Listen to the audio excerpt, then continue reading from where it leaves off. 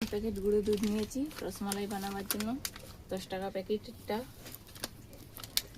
3 packet গুঁড়া দুধ দিয়ে অনেকটা রসমালাই হয়। আগে থেকে দুধটা জাল করে রেখেছি।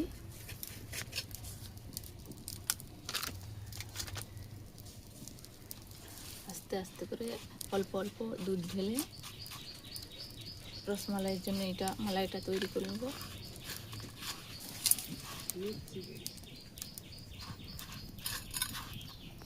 এটা হয়ে গেছে, 5 মিনিটের জন্য রেস্ট রেখে দিচ্ছি। 5 মিনিট পরে ফিরে এসেছি। দুধটা জাল দিয়ে নিচ্ছি। এখানে হাফ লিটার দুধ আছে।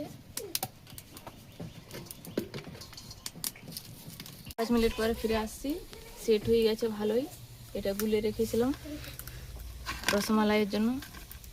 এবার রসমালাই শেপ দিয়ে নেব।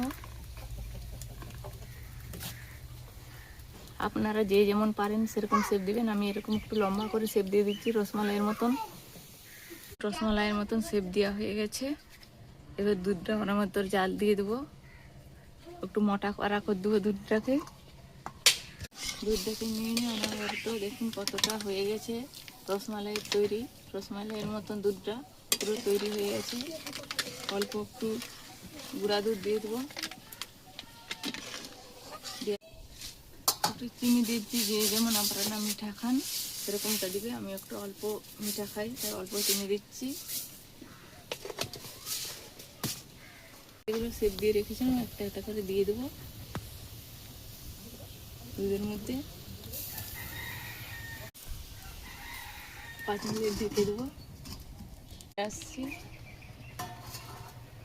এরকম আলতো হাতে একটু নেড়ে নিতে হবে, নাহলে ভেঙে যেতে পারে দুধ মালাইগুলো।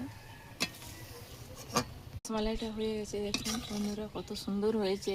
পুরো দোকানের মতন রসমালাইটা খুব সুন্দর হয়েছে, খেতেও খুব সুন্দর লাগবে। নিচ্ছি, কত সুন্দর হয়েছে দেখুন বন্ধুরা, পুরো দোকানের মতন একদম, খেতেও খুব সুন্দর লাগবে। আপনাদেরকে একটা কেটে দেখাচ্ছি, কত সুন্দর হয়েছে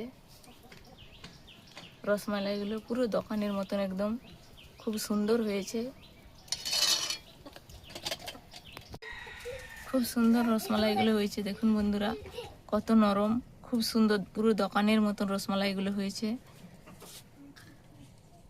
একটা কেটে দেখাচ্ছি, কত সুন্দর হয়েছে দেখুন বন্ধুরা, পুরো দোকানের মতন একবারে, খেতেও খুব সুন্দর। আমাকে একটা দাও, খেয়ে দেখি। খুব সুন্দর, ইয়ামি।